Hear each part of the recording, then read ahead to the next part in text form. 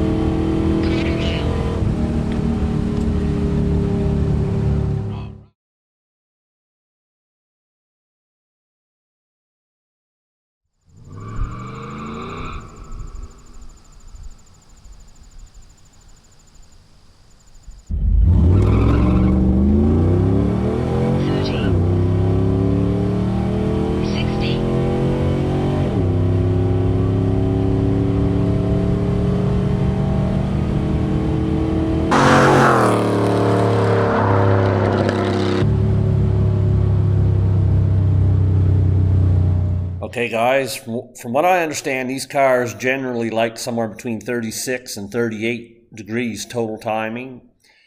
Some of them like even more than that. We'll test this later on. But anyways, the reason I didn't just go directly to 38 degrees timing is because I'm not an experienced tuner, and this isn't my car. So I like to take small steps. That way I don't have to worry about hurting the car. Anyway, to go from 1350 to a 1338, what I did is I went in here and on the spark side of it here, I went, and the car runs somewhere right around this area right here at wide open throttle. So what I did, this isn't exactly what I did because I didn't record it while we was making the video. This here is afterwards. But I went right in around here somewhere. And the first thing I did was bump this up to 36. So what I did is I just put 2 more degrees, just like that. And then the next thing I did was I copied that over into the low octane table, which you probably shouldn't do, but for some reason this car, it'll always go to this low octane table, even though we got Supreme fuel in it, and we got 91 octane in it. It always goes to here, so I have to copy them over. Now my 2002 Camaro doesn't do that, but this car for some reason does. So I bumped the timing. And another thing I did, I went into the fuel, and I went to power enrichment. And this here was originally set for 2500. I noticed a lot of smoke coming out of the back because it was running really rich. So I took this out and I changed it to 3500. Now my 2002 Camaro stock, that was set for 5500, and I set it down to 3500 because I wanted it to come in a little sooner. But in this car's case, I wanted it to come in just a little bit later. This was actually set for 0 when it come from Torqhead. Anyway, so we go over here to the power enrichment. I just copied the whole table, and I put 0.99 and times that. And what that does, it took out 1% of fuel. So I did that. So the next thing I did, I went under transmission because it was shifting. I had it set for 5600 and it was shifting like 53, 5400. So we go under shift scheduling, normal. I changed these to 5700. Over here and put 5700 and just hit equals. Now change them all. And then you got to go do. Now the performance one isn't used on these cars, so you can skip that one. Just go to hot. Just hit change that to 5700.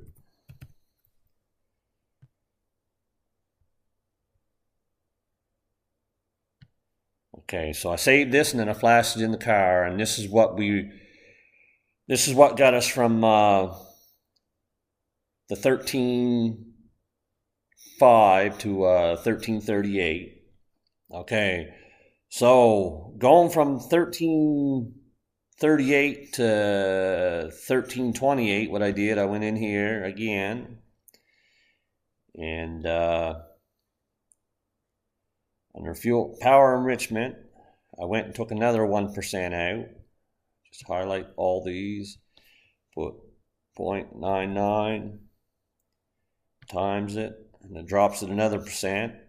And what I found was it still wasn't shifting. I had the shift point set for 5700 and it was still shifting at like 50, 53, 5400. So I went into the trans and went under here. What I did, this here is for throttle, so 94% to 100%. What I did, I went in here and I added 2 miles per hour to this. And then you go and put that in for the performance isn't used. You put that in for the cruise and also for the hot. And then another thing I did was over here.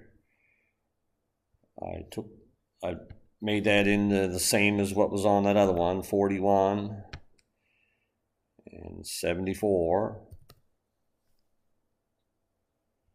You have to do that for this one too, or no, sorry, this one here. Just add 2 more miles per hour to that.